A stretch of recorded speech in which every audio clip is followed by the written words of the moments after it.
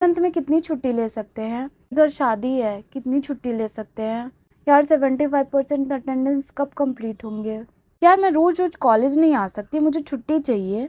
यार college life इतना toxic क्यों होता है? मतलब एक छुट्टी के लिए तरस जाओ। नमस्ते, स्वागत है आपका मेरे चैनल पे।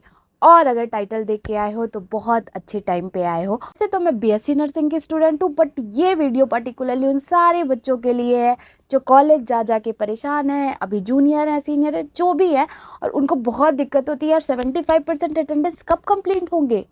तो उसका कैलकुलेशन मैं लेके आई हूँ। तुम खुद सेल्फली कैलकुलेट कर सकते हो कि कितनी छुट्टी तुम इस मंथ में ले सकते हो और अपनी छुट्टी अच्छे से एंजॉय कर सकते हो, घूम भी सकते हो। देखो कॉलेज इतना बड़ा हैक्टिक नहीं है, तुम अपनी छुट्टी सारी बचा के एक साथ घूमने चले जाओ। बीच में जब छुट्टी लेने का मन करे बीच में छुट्टी ले लो।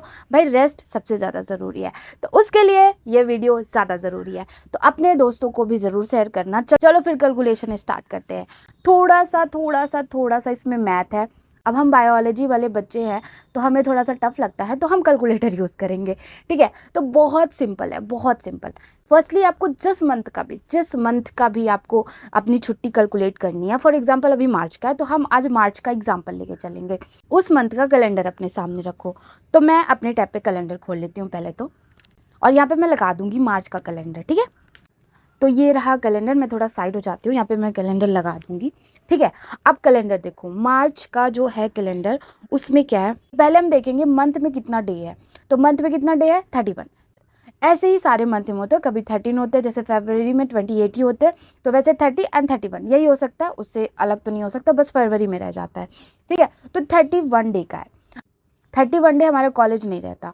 पहले तो हम उसमें संडे निकालेंगे कि कितने संडे है उस मंथ में। तो इस मंथ में आपका 2, 9, 16, 23, 30 इतनी आपके संडे है। तो मतलब कितना हो गया? 1, 2, 3, 4, 5 संडे आपके हो गए। तो अब इतने में ही आप निकालो कि कितना दिन आपका क्लास चलेगा। अगर 5 संडे निकाल देते तो आपका कितना जाएगा? 26 दिन। तो अगर ओवरऑल हम मान के चले तो 26 दिन हमारा क्लास चलेगा। अगर जिसको नहीं समझ में आ रहा होगा तो ये देखो कैलकुलेटर। ठीक है, 30 में से 5 हमने माइनस किया तो 23 आया, क्योंकि बायोलॉजी वाले बच्चों को नहीं समझ में आता है जल्दी। भाई मुझे भी नहीं आता, तो मैं ऐसे कैलकुलेटर का यूज़ करती हूँ। तो कितना हो गया? 31 में से 5, यानी 31 में से 26 डे हमारा क्लास चलेगा। 26 डे हमारे पास बचा। अब 26 डे में से हमें एक और चीज़ फाइंड करना है, दैट कितना हॉलीडे हमारा फेस्टिवल का रहता है। तो इस मंथ में होली है और ईद, तो मतलब 2 फेस्टिवल है, लेकिन हर फेस्टिवल का जो छुट्टी होता है वो अलग अलग होता है। जैसे होली में 2 दिन की छुट्टी होती है, 3 दिन की, कहीं कहीं पे और ज़्यादा भी होती है। तो हमारे कॉलेज में बेसिकली 2 दिन की छुट्टी होती है, और एक 31 को ईद है तो उसकी छुट्टी होगी। तो कुल मिला के 3 छुट्टी हमारी फेस्टिवल की निकल गई। तो कितना हो गया? यानी 5 छुट्टी हमारी पहले निकल गई थी, 3 छुट्टी अभी हमारी निकल रही है। तो 26 बचे थे, तो अब कितने हो गए? 23 दिन हमारा क्लास चलेगा। अगर किसी के होली के दिन की छुट्टी ज़्यादा हो रही है तो उसको एक्स्ट्रा आप ले लो। तो कुल मिला के हमारा कैलकुलेशन कितना आया? कुल मिला के ये कैलकुलेशन पहले आप समझो। 31 डे हमारे पूरे मंथ में है। ठीक है, हमने अपने संडे निकाला, 5 संडे निकल गया, तो कितना बचा? 26 डे। 26 डे में से अब फिर हमें फर्स्ट फेस्टिवल देखना है कि कितने फेस्टिवल है। तो इस मंथ में हमारे कॉलेज में, ये हमारे कॉलेज का है तो आप अपने कॉलेज का निकाल सकते हो, तो हमारे कॉलेज में 3 छुट्टियाँ होंगी, होली और ईद की लेके। तो अब कितना दिन बचा हमारे क्लास का? दैट इज 23 दिन हमारा क्लास चलेगा, यानी 23 डे को हम क्या बोलेंगे? Working day. ठीक है, इतना दिमाग में रखो। अभी मैं फॉर्मूला जो बताऊंगी उसमें मैं ये लिखूंगी। अब हम एक और छोटा सा कैलकुलेशन करेंगे, जिससे फटाक से आपको पता चल जाएगा कि आपकी कितनी छुट्टी आ रही है। ठीक है, अब देखो एक फॉर्मूला हम यहाँ पे लगाएंगे, present day upon working day into 100। तो हम कितने दिन कॉलेज में प्रेजेंट रहते हैं? तो हम 23 डे अगर कर लेते हैं, अगर हम एक एग्जाम्पल लेके चलते हैं कि 23 दिन पूरा हम जा रहे हैं। ठीक है, कैलकुलेटर में पहले मैं आपको दिखाती हूँ कि 100% कैसे होता है। 100% निकालने का एक तरीका है, आप 23 डे लिखो, क्योंकि 23 डे आपका क्लास चलेगा। उसको हम डिवाइड करेंगे 23 से एंड फिर मल्टीप्लाई करेंगे 100 से, यानी पूरा का पूरा 100% आपका अटेंडेंस आ रहा है। यानी अगर 23 दिन आप क्लास जा रहे हो तो आपका अटेंडेंस कितना आएगा? 100%। अब हम क्या करेंगे? अपने फर्स्ट वाला जो हमारा 23 है उसको हटाएंगे। हमारा जो फर्स्ट वाला 23 था ना, उसको हम मानेंगे प्रेजेंट। ठीक है, यानी हम जितने दिन प्रेजेंट हो रहे हैं, तो लेट से हम 20 दिन कॉलेज जा रहे हैं। ठीक है, तो मैंने लिखा 20। उसके बाद हमारी क्लास पूरी की पूरी कितनी चल रही है, जिसमें हम एब्सेंट भी थे, वो था हमारा 23। ठीक है, उसको हम मल्टीप्लाई करेंगे 100 से। यानी 86% आ रहा है, यानी 3 छुट्टी आप ले सकते हो अभी फ़िलहाल। फिर हम एक और काम करते हैं, हम इसको और कम कर लेते हैं। भाई पूरी 75% कंप्लीट करना है ना, वो देखो। अब हम 19 दिन क्लास जा रहे हैं, 19 दिन क्लास गए, उसको हमने डिवाइड किया अपने पूरे वाले क्लास से, यानी 23 दिन हमारा जो क्लास चल रहा है उसको हमने डिवाइड कर दिया किससे, 100 से।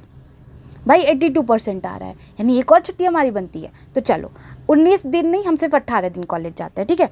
18 दिन कॉलेज गए, ठीक है। अब जितने दिन कॉलेज चला हमारा वो लिख देंगे 23 डे, एंड उसको मल्टीप्लाई करेंगे 100 से, 78%। भाई अब नहीं छुट्टी तुम ले सकते, चलो एक बार लेके देख लेते हैं, ठीक है। 23 दिन हमारी क्लास चल रही है और हम 18 दिन जा रहे हैं, तो हमारा कितना परसेंट आ जा रहा है, 78%। चलो एक छुट्टी और लेके देख लेते हैं, ठीक है। चलो दूसरी छुट्टी लेके देख लेते हैं, यानी 17 दिन हम सिर्फ कॉलेज जा रहे हैं, कितने में से, 23 डे में से, ठीक है। और इसको हमने कर दिया 100 से मल्टीप्लाई, 73% आ रहा है।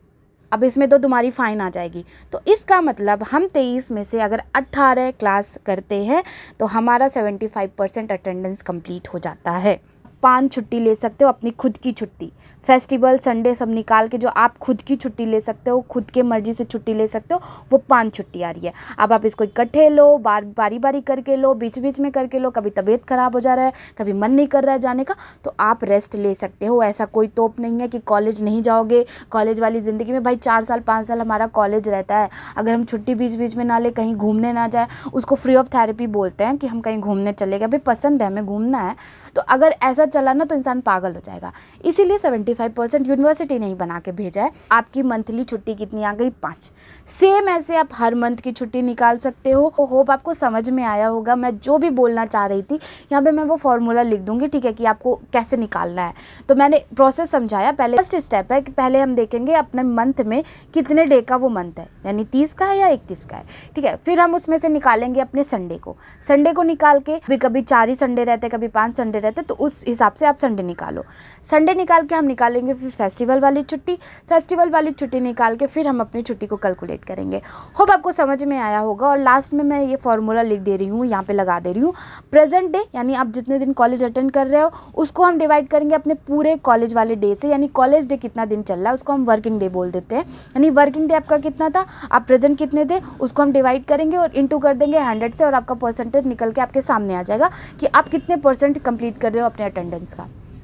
अब पूछने की ज़रूरत नहीं है कि कितने दिन कॉलेज आ सकते हैं, पूछने की ज़रूरत नहीं है कि कितनी छुट्टी ले सकते हैं, पूछने की ज़रूरत नहीं है कि यार शादी में कैसे जाएं, क्योंकि आप खुद निकाल सकते हो। कॉलेज में आ गए हो, इतनी चीज़ें सीखो। ये वीडियो सभी स्टूडेंट के लिए है, not only for the BSc nursing, क्योंकि हर बच्चे को 75% की वजह से कॉलेज जाना पड़ता है, वरना भाई कॉलेज जाना कौन चाहता है। तो अगर तुम्हारे दोस्त BSc नर्सिंग में है उनको तो शेयर करो ही करो, अगर नहीं है तो उनको भी शेयर कर दो, कुछ तो पता चल जाएगा, उनकी कुछ तो हेल्प हो जाएगी। So that's all for this video. और ऐसे ही और इंटरेस्टिंग वीडियो के लिए चैनल को सब्सक्राइब कर लो, वीडियो को लाइक करो। Solve for this video, thanks for watching this video, और एंजॉय करो, पढ़ते रहो video. Love you all, bye bye.